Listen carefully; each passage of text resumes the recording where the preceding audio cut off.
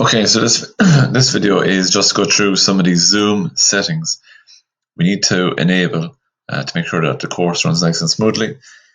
From this slide, we can see we're asking participants to kind of upskill, have 5 different skills.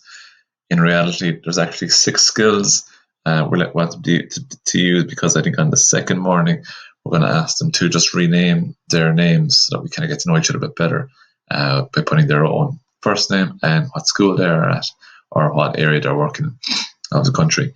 So we're going to look for those, make sure we've got all 6 things set up on Zoom. You should have received a username and a password from your education center about how to access the Zoom account. If you haven't, you should get in touch with them as soon as possible to get that. When you get it, then instead of using the Zoom app, which you probably have downloaded on your laptop, go to the Zoom online login. It seems to have more access to the settings, I believe.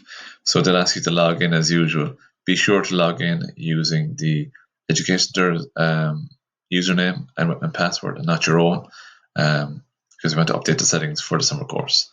Once you get here, you'll see your profile, meetings, all that. Click on settings over here. And in settings now, we're going to change a few of these, and we can see there's a sub menu here as well if we need it.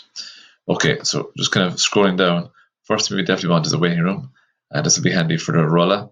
So we'll be asked to tick off who has attended the course, who hasn't attended the course, and so on. So it's actually very handy if they actually wait in the waiting room and you tick them off as you give them access to the course then at the start of each meeting. There'll be a morning session and an afternoon session, so you'll be expected to do the rolla twice each day, so 10 times in total. Okay, flicking past all of these. They're all fine. Host video, so start means with the host video on. Yeah, we'll leave our video on, and we'll leave the participants video on as well. We want to be able to see people. Allow participants to join before host. No, we won't allow that. Okay, we won't bother muting them either. We leave them. We want to have them chatting. The chat function then is on. So the blue means it's on, grey means it's off. We won't allow private chat. That would allow maybe 2 participants to start chatting to each other individually.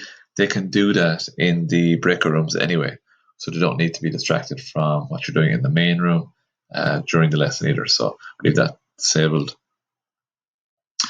Co-host, you can slow this video down and you can see which ones I have enabled and disabled, and just match it all up if you want to go that way.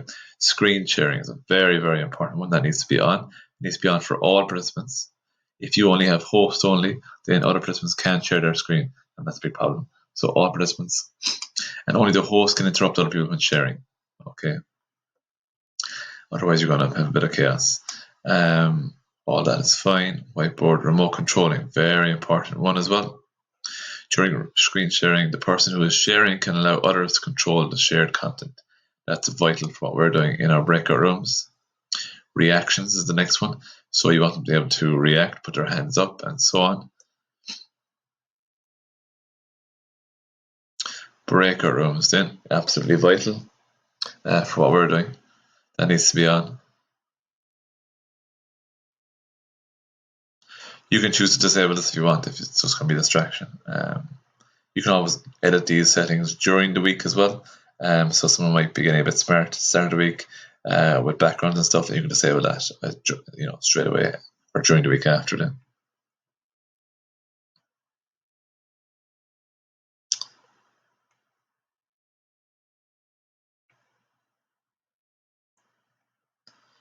So if you have all your settings the same as mine, your course should run very, very smoothly during the week. Let's go back through them again, make sure we've ticked them all off. We've got 6 things we want to make sure they're enabled. So we've got the 5 that are on the PowerPoint, and also we want to enable them to change their name. So starting off, we have the waiting room for the rolla. That's good to have as well.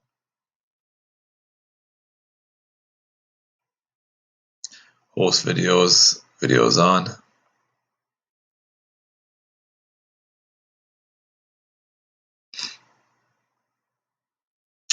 So the in function chat, that's enabled there.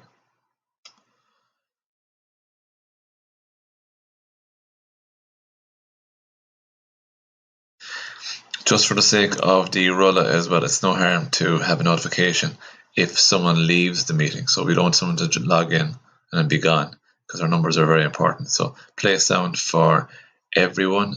Yes, let's try that.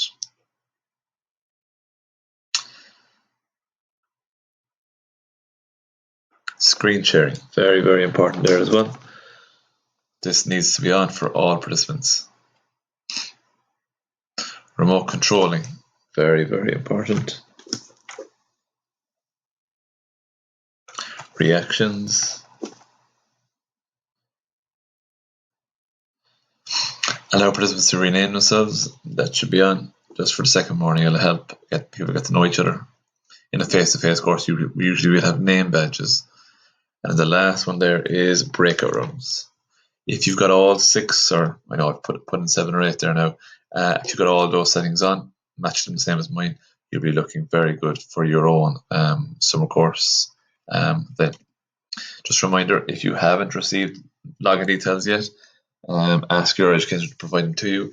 If they're unwilling for whatever reason to provide them to you, ask them to maybe even provide this video to them.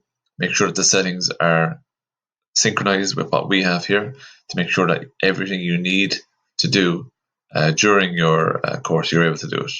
You don't want to be trying to look for breakout rooms at 9:30 or 10 o'clock in the first morning and they're not enabled, and then trying to get onto education there, it's going to really mess up the course. So this stuff all needs to be kind of set up beforehand.